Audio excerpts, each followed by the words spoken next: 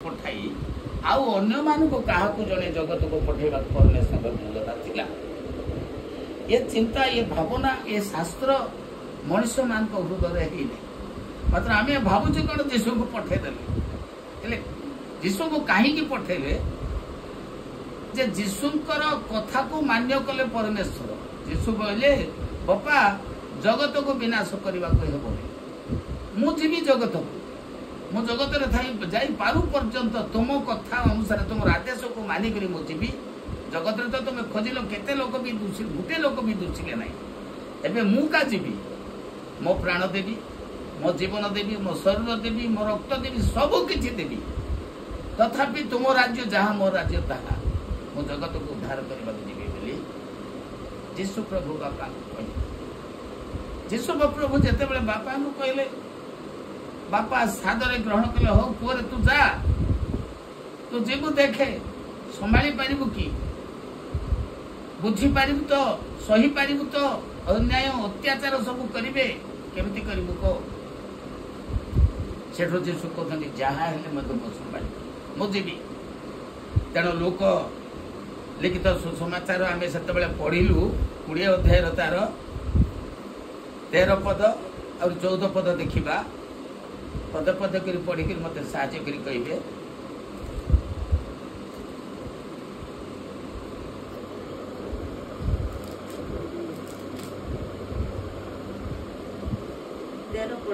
आग 13 पढ़ 14 जीवा द्राक्षा क्षेत्र कर्ता परमेश्वर कहले मु एबे कौन करिबी एबे मोर प्रिय पुत्र को पठाइबी किए जाने मो पुत्र को मान्य करिवे बोली परमेश्वर योजना कले तापरे मात्र कृषक माने तांकु देखि परस्पर तर्क वितर्क करी कहबाकू लागिले मात्र कृषक माने जीशु को देखि परस्पर तर्क वितर्क करी कहउछनी कोन ये तो जगतर समस्त उत्तराधिकारी हेबी बोली आसीची ये तो उत्तराधिकारी परा यहाँ को बद्ध करिबा जेपरी जगतर अधिकार आम मानकर हेबो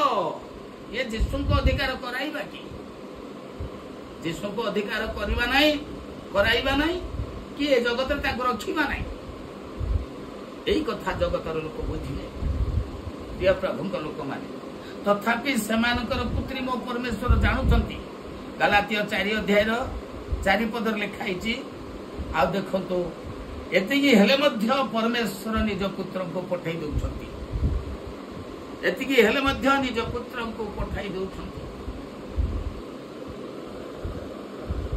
किंतु काल संपूर्ण होते ईश्वर अपना निकटरू निज पुत्र को प्रेरण कले ईश्वर स्वर्ग रे प्रभु यीशु ख्रीष्ट स्वर्ग रे तांको पाखरे थिले सेही पुत्र को जगत को पठाई देले से स्त्री जात होई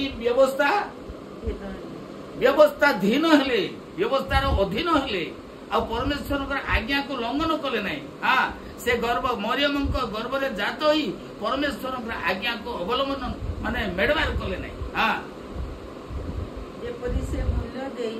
व्यवस्थाधीन लोक मानक मुक्त करंती से काहे कि आसले जेपरि से निजर मूल्य निजर रक्त निजर प्राण निजर सबु किछि उच्चता सबु देई करी निजर अपमानर सहित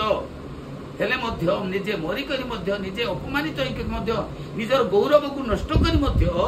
से लोक मानक मुक्त करबा पई ये प्रतिशोधर वर्ष को जीशु लोप करी मुक्ति दिवस को सही दिन आनी देले। प्रेज द लॉर्ड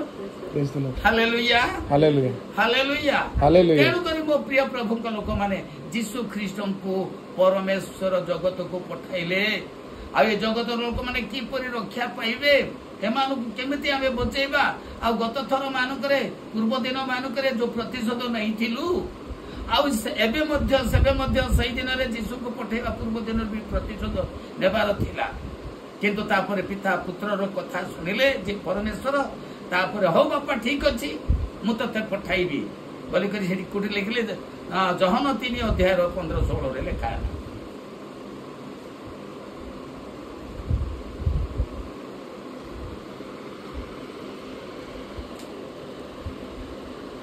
ଯେପରି ଯେ କେହି ତାଙ୍କଠାରେ ବିଶ୍ୱାସ କରେ, ଯେପରି ଯେ କେହି ଯୀଶୁଙ୍କ ଠାରେ ବିଶ୍ୱାସ କରେ ସେ ଅନନ୍ତ ଜୀବନ ପ୍ରାପ୍ତ ସିଏ ଅନନ୍ତ ଜୀବନ ଦେବା ପାଇଁ ପ୍ରଭୁ ଯୀଶୁଙ୍କୁ ପଠାଇଲେ। ଯେ କି ଯୀଶୁଙ୍କ ଠାରେ ବିଶ୍ୱାସ କରିବ ସେ ଅନନ୍ତ ଜୀବନ ପ୍ରାପ୍ତ ହବ। କାରଣ ଈଶ୍ୱର ଜଗତକୁ ଏଡ଼େ ପ୍ରେମ କାରଣ ଜଗତକୁ ବିନଷ୍ଟ କରିବା ସମୟ ଥିଲା, ପ୍ରତିଶୋଧର ଦିନ ଥିବା ସମୟରେ ପରମେଶ୍ୱର ଜଗତକୁ ପ୍ରେମ କଲେ। କେମିତି କଲେ? ସେ ଆପଣା ଅଦ୍ୱିତୀୟ ପୁତ୍ରଙ୍କୁ ତାଙ୍କରି ଦାନ ପ୍ରେମ ଦ୍ୱାରା ସେ ଜଗତକୁ ସେ କେମିତି ପ୍ରେମ କଲେ? ବିନାଶ କରିବା ଉପରେ ଯାଉଥିଲେ। ପ୍ରତିଶୋଧର ଦିନ ଥିଲା, କିନ୍ତୁ ଯୀଶୁଙ୍କ ଦୟା ହେତୁ ଏ ପ୍ରତିଶୋଧର ଦିନ କଣ କଲେ? ଘୁଞ୍ଚାଇ ଦେଲେ, ଆହୁରି ପଛରେ ରଖିଦେଲେ। ପ୍ରତିଶୋଧର ଦିନ ଆହୁରି ପଛରେ ରଖିଦେଲେ। ଅଛି ସେ ଦିନ, ମାତ୍ର ଯୀଶୁ ଜଗତକୁ ଆସିବା ଦ୍ୱାରା 2025 ବର୍ଷ ପର୍ଯ୍ୟନ୍ତ ସେଇ ଦଣ୍ଡ ଆଉ ପୃଥିବୀ ନିବାସୀ ମାନଙ୍କ ଉପରେ ବା ଜୀବଜନ୍ତୁ, ମାଛ, ସମୁଦ୍ରରେ ଥିବା ଜନ୍ତୁ, ବଣରେ ଥିବା ସରୀସୃପାଦି କି ସୂର୍ଯ୍ୟ ଚନ୍ଦ୍ର ପ୍ରତି ମଧ୍ୟ ଆଜି